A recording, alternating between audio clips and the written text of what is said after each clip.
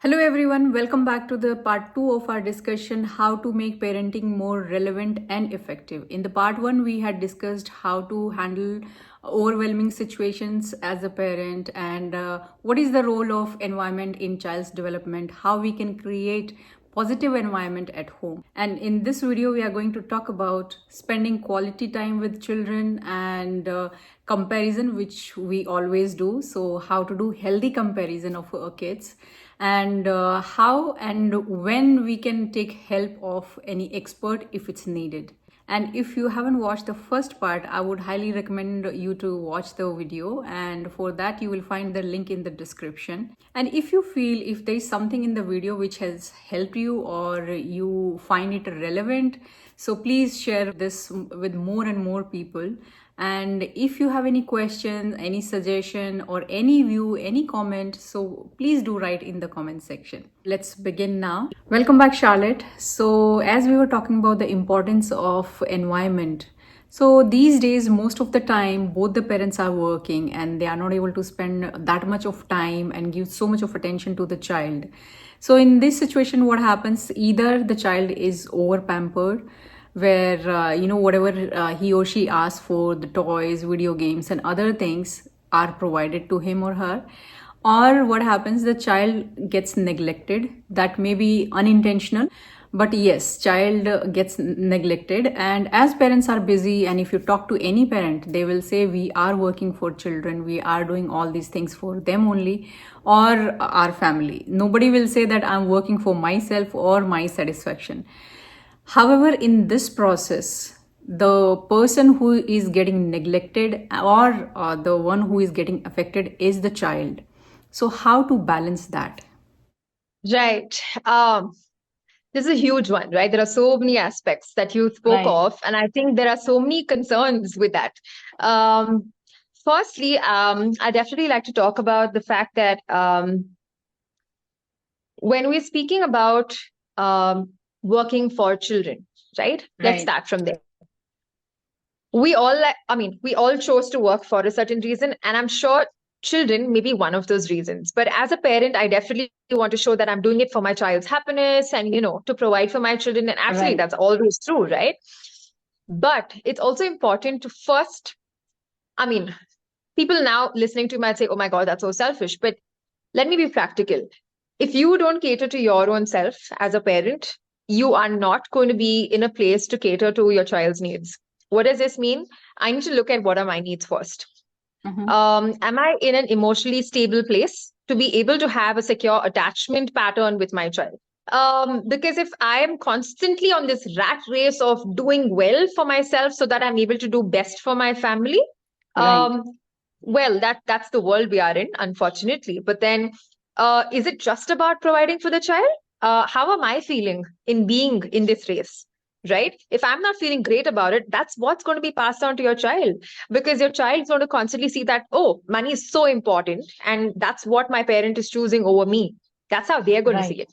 They are not going to Yes. equate to the fact that you're doing it for them because they are a child. That's just a child's way of thinking, right? Right. I can sit with my child and explain and say, you look, you're I mean, this is something that I get to, you're being an educator as well. Look, you're in a good school because I'm providing for you. What are Mm-hmm. we trying to prove by saying these things? I think it's only satisfying our inner selves by saying that, yes, I'm in a good place. Because, like you said, I don't want to feel guilty. I don't want to be in that space of having those, heavy emotions and those big feelings, Right. right? I don't want to be there. But then what we are actually doing is shoving all of this onto our child. So the child is growing up with, oh my God, because of me, my parent has to go through all of this. My parent has to put in hard work. My parent has to do this. So I've seen children feel like a burden in the family. So in Uh, my head as a parent, I am yeah. actually trying to provide, do the best for my child, and also bring in elements of comparison, saying, oh, you see, those children, they're not getting good education, but look what I'm doing for you because I want you to be in a best space. So what? I mean, you want to Yeah. stop that?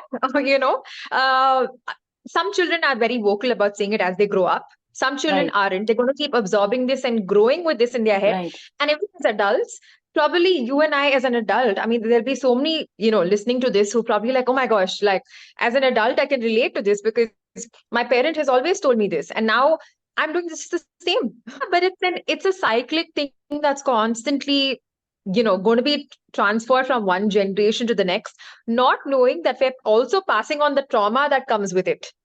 And Right. that's super heavy. That's super heavy. For a child to go through this, it sounds light, it sounds very normal in every family, but no, it isn't. For a child, it's a big thing to actually experience, and being told constantly that I'm doing this for you, I'm doing that for you, I mean, Right. you're a parent, right? If you're doing it out of love, I mean, where's it coming from? Is it coming out of, I need to be a good parent? Because then you're just Right. satisfying your own needs, right? But if I'm doing it, genuinely doing it for my child, I don't think I need to constantly tell my child saying I'm doing the best for you. They should be the ones telling you saying, wow, I mean, I'm happy I'm getting to do all of this, right? It needs to Right. come from the other side. It's like we blowing our own trumpet, and that's not needed in parenting at all. Yeah, so that was definitely one thing that I wanted to talk about. Um, Yes, and the other element that I also wanted to talk about is comparisons, right? Yes. Very often we bring up this whole thing of, oh, look at that child, or, or sometimes as a parent, to feed into our own ego or satisfaction, we think that this is where we are. And probably the other way around too. We might think that we're not doing good enough. Um, all of that goes back to what am I going through as a parent? So it's important. It's important to constantly being mindful about how am I seeing things, because that's what we're passing on to children. And then later on, when children grow up, we complain about, oh my gosh, my child is looking at things so negatively. And where is all this coming from? It goes back to the environment, right? I am a part Right. of that Right. environment, right? So it's a huge one, but I think that's where mindfulness also plays a role. It's okay to go wrong through the process, like that's the whole essence, right? It's okay to make those mistakes, but again, having those pauses in between to say, okay, what is it that we need to constantly change? It goes back to that. Okay, then how to strike a balance when parents have long working hours and both of them are working? So, how to bring in that balance? Right. I think the fact that we're aiming to strike a balance in itself Mm-hmm. is a big thing that we need to actually look at differently, in the sense, Okay. how I see things is that I don't think we can strike a balance. That's Mm-hmm. what it is. If you look Okay. at it through a practical lens, I don't think there's any sort of perfect balance. We speak that language, but when it comes to ground reality, I don't think we Mm-hmm. can say that, okay, I'm giving 50% to work and 50% to, things at home. I don't think we can Mm-hmm. ever find that 50% equally distributing itself at any time in our lives. Okay. Yes. And that goes back to say, like, in parenting as well, right? As working parents, I might come back home, carrying stuff in my head, and physically being drained and all of that. I'm not coming with that exact 50% to give back home. No. Right. I've probably given my 70% at work. I'm coming back home with a 30%. And you should be okay in giving 30% that day, right? Mm-hmm. Right. The following day, I might probably give 40% at work and I have 60% at home. So, what I'm trying to say is every day is so different. I don't think you're going to get that perfect balance between Right. work life and your family life. And that goes on. That firstly, it's between the parents, right? Knowing that, okay, if the father is doing this, I do this, there's no 50-50 equation. We need to accept the fact that we have different levels of energy on a given day, and being okay Mm-hmm. with it, right? That's one. Two is the balance between professional life and even if you're not working, I mean, I'm sure, like, there's so many parents at home, like, if I'm a Right. homemaker, right? I have the chores to do. I have other stuff to do. Managing a child or children, and with my home chores as well, is in itself as good as being a professional outside. I mean, it comes with different factors. Leave all of that aside. We have our other chores. This is not the only thing, right? So when you look at it that way, firstly, I don't think there could be a striking balance. I don't see that happen. Like, so for parents who Okay. are actually thinking of this, I think first thing, put that out. The Okay. thing that you might want to think about is, what do you want to prioritize? Mm-hmm. That's probably a lens that we can look at, because that will help you be more practical than looking inwards and feeling guilty about, oh my gosh, I'm not able to balance. I'm so bad at balancing these two.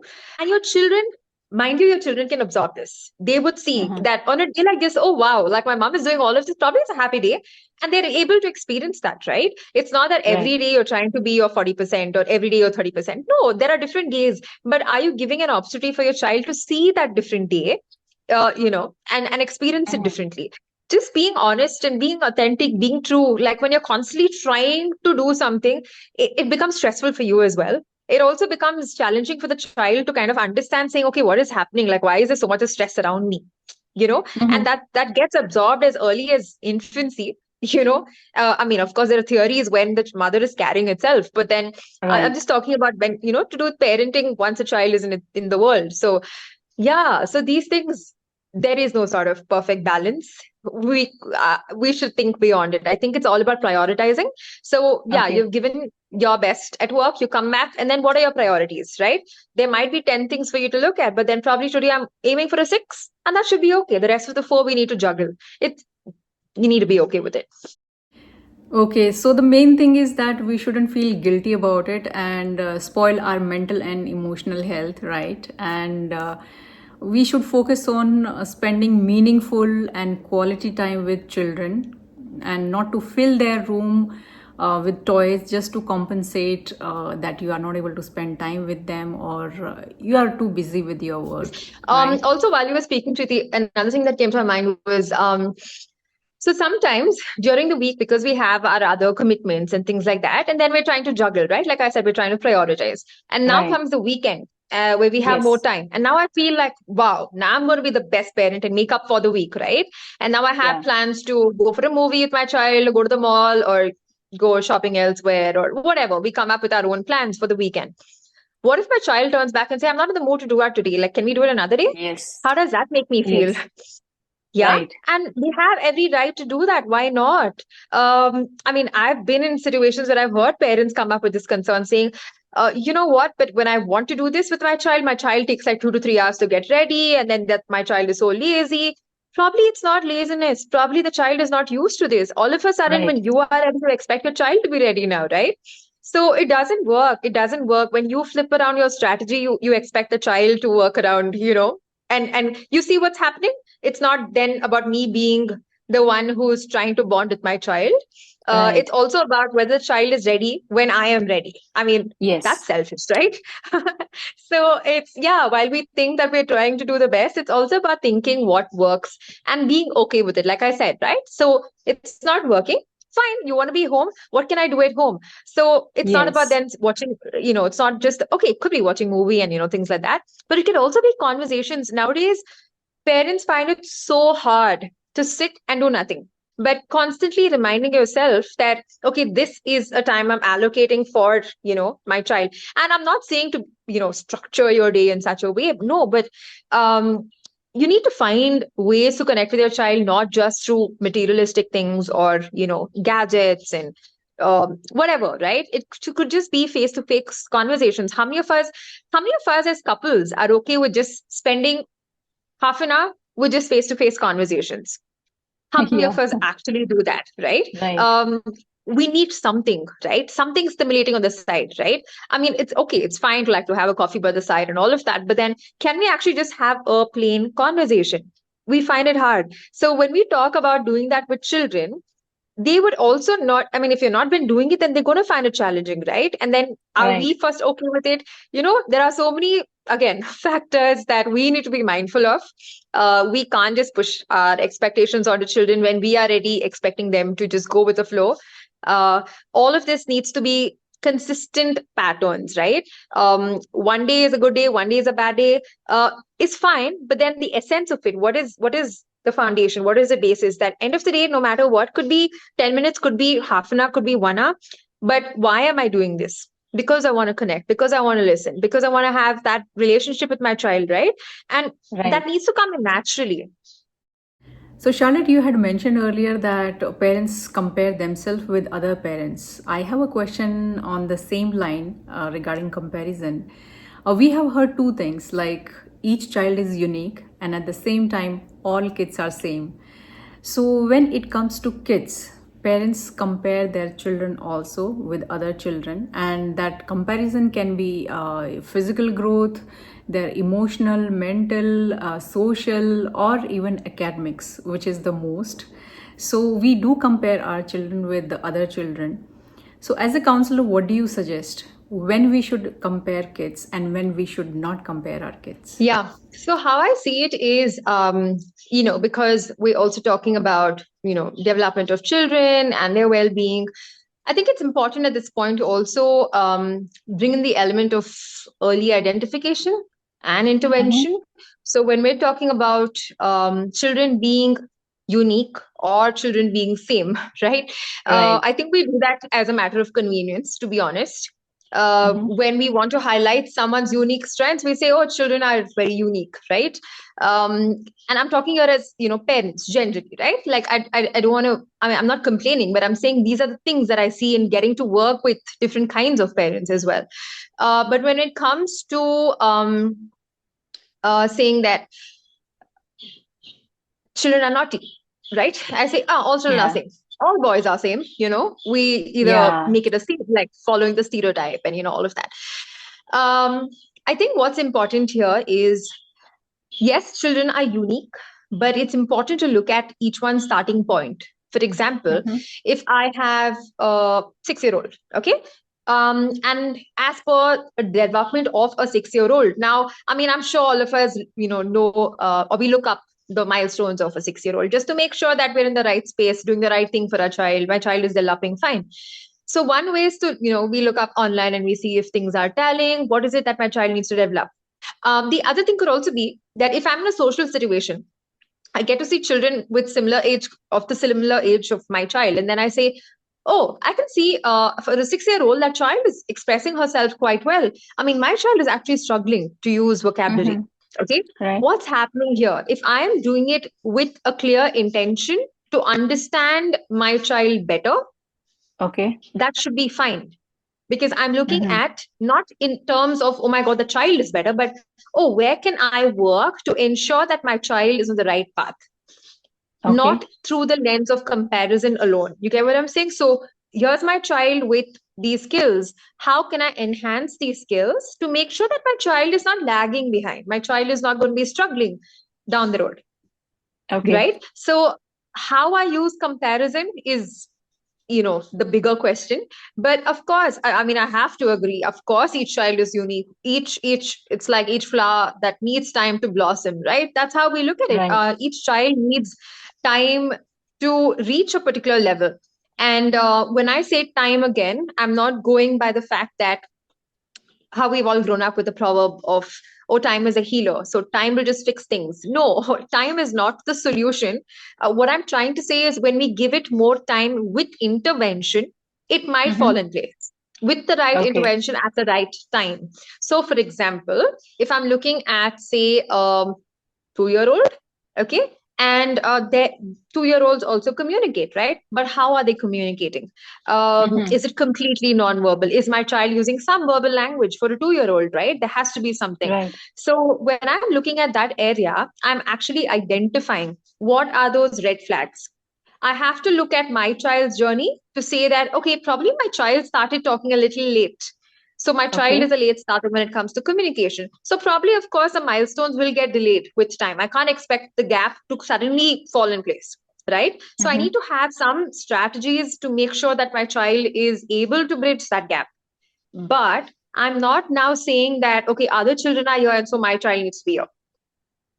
Right. You know, the gap needs to be covered with the right intervention at the right time. Now, talking about academics, of course, that's a huge thing, right? I think it also changes culture to culture. I think education in India, the way we look at it in terms of scores, and I think, of course, I wouldn't say that things have been the same over the last few decades. Things are beginning to change. But yes, a large part of ourselves as parents also look at academics being the major thing to decide whether my child is doing well or not, right? Right. um, I think that tool that we use, that measuring scale or whatever you want to call it, can't be the same that we use. I need to see where my child is at from the start. So we need to keep building, right? If this is where my child is at a certain age, the next age. So how are we building capacity in the child to get better and better? So when we talk about comparisons, um, Mm-hmm. when it comes to early identification, probably because I mean, not all of us know when it comes to developmental milestones and all of that. So as a layperson, as a parent who probably does not have this kind of knowledge, I might just say that, oh, you know what, I went out and I saw those children do this and my child is falling behind. Or, oh, my child is way ahead. Like, I wonder what's causing this. And sometimes being way ahead is looked at, oh, wow, like my child is doing great. But it's also Right. important to see that probably academically or say verbally, my child is fine. I ask the same child to put those thoughts onto paper, my child may struggle. So Right. there would be certain areas we would need to develop further or support further, but there might be certain areas a child is great at. We're still going to go back to where is my child, where do I want my child to be based on the child's development and the constructive feedback that we get, right? Could be from schools, could be from experts. But then looking at my child's unique journey, I think the journey of the child should be looked at, right? And that has to be unique in the sense I can't keep comparing to the broadband of saying that children are meant to be, or these are where my children are. This is where my child Mm-hmm. is, right? That's important. So when we look at comparison, it's important to see the starting point of the child. When it comes to reading, this is where my child is. How can I get better? Set goals for your child, right? And then look at other support mechanisms, whether they're at place, reach out to the right people. And I mean, luckily today we do have a lot of people in the field where we can say that yes, we need support when it comes to say communication, when it comes to behavioral support, right? We do have people, but then again, to find the right person and to make sure the relationship is working well, I mean, there are so many things we need to look at. So when you look at comparisons, just don't compare any two children and say, okay, my child is lacking or my child is doing way better, right? Okay.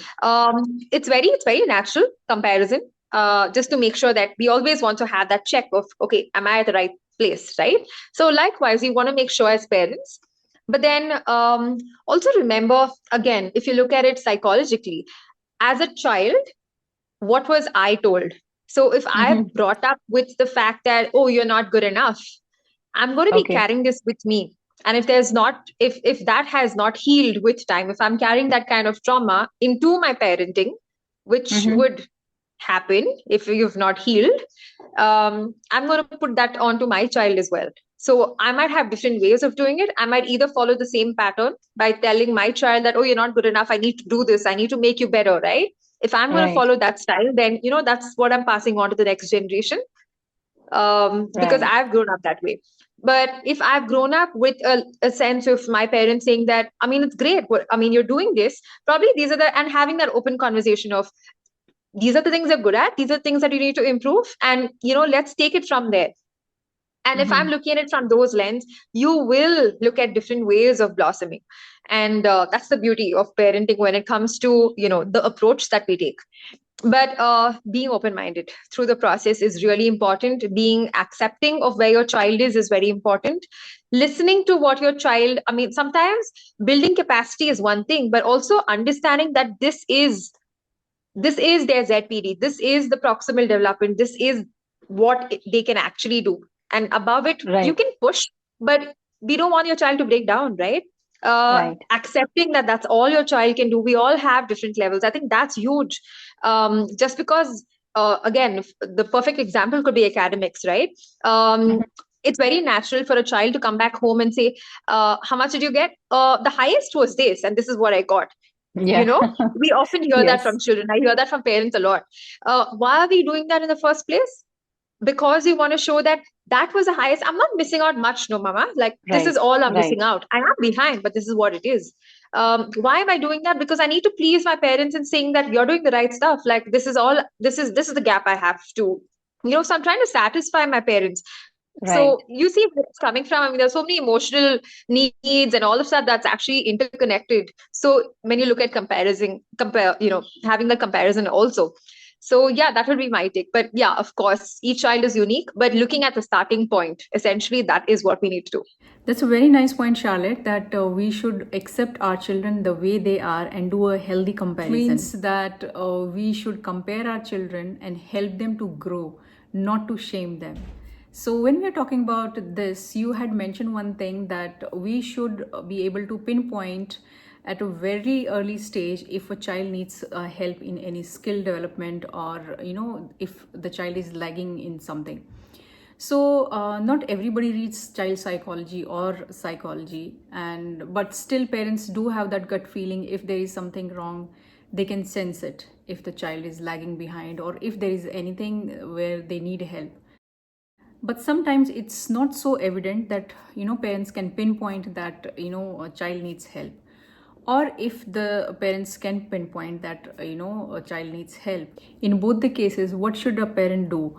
Like he or she has to approach, is it the counselor or some psychologist or the pediatrician? Who should be the first point of contact? That's a good question, Preeti, because yeah, that's the real struggle, I think, right? That's the thing that I always hear parents ask. Like, I did not get to know that my child was lagging. I thought it was just Right. this.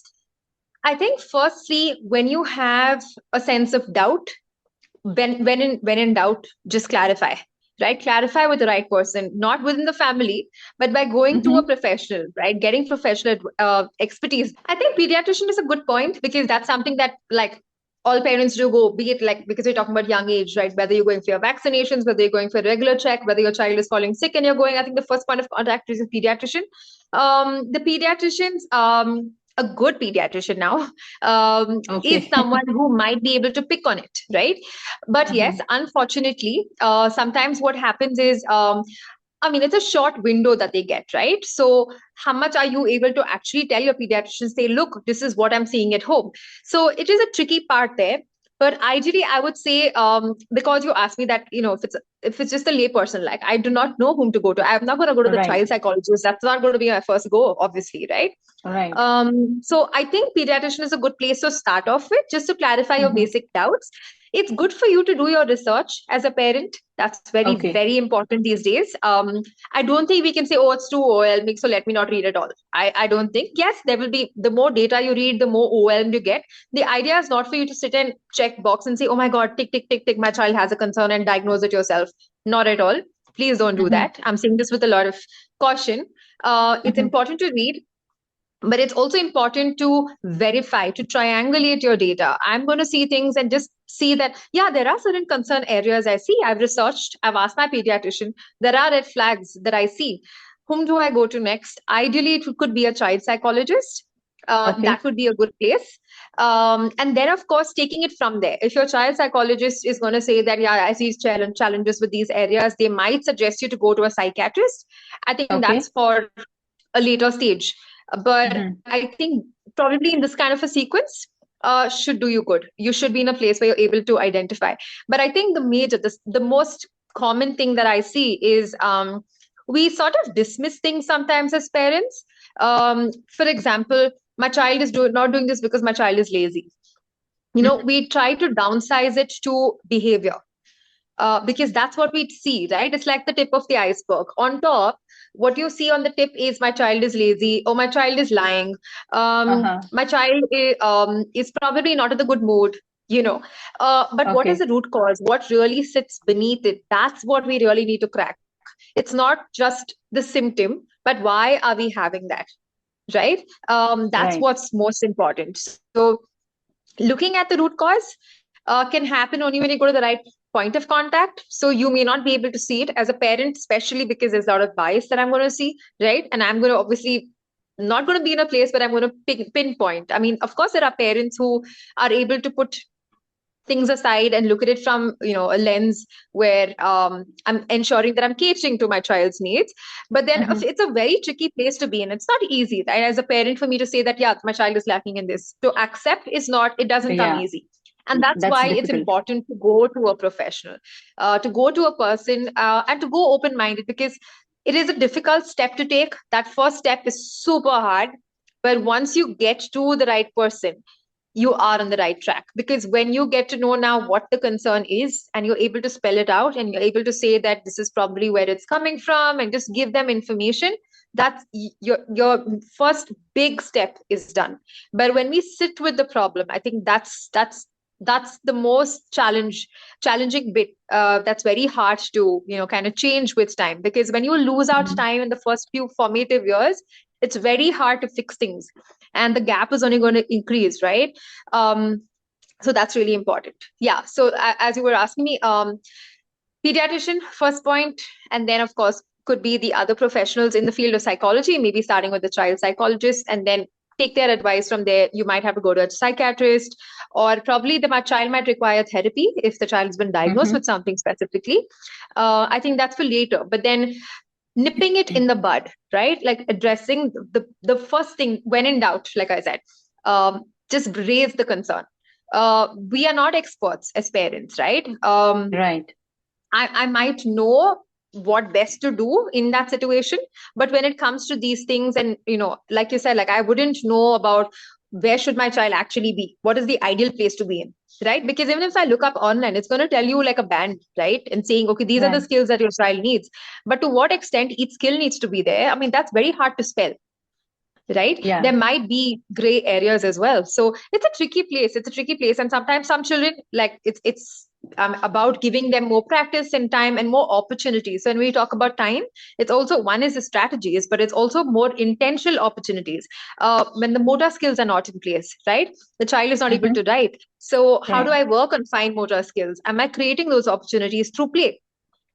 I might not, Right. just because my child is not able to write every day, I can't say, okay, cursive writing, or write more so Yeah. you get better.